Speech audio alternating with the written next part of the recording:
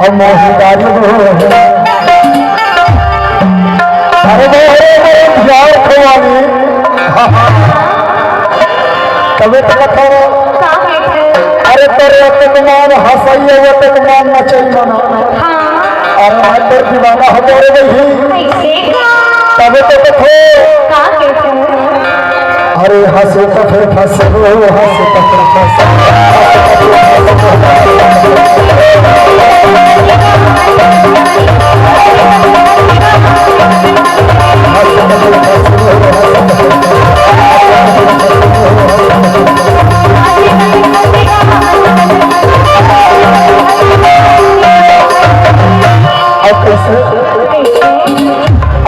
बुरी आखी तेरे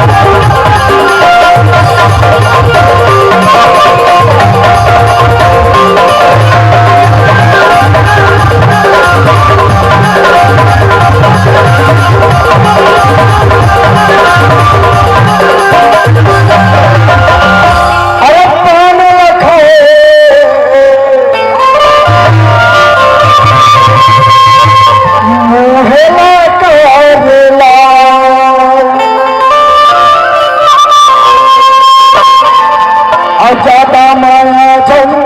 बढ़ावे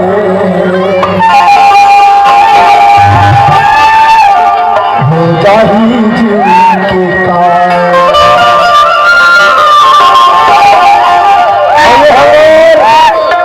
विजय भाई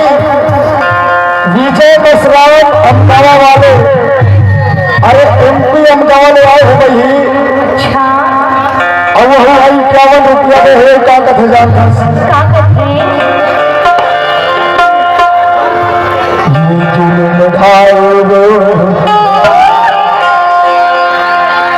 और तो कनिहा जहर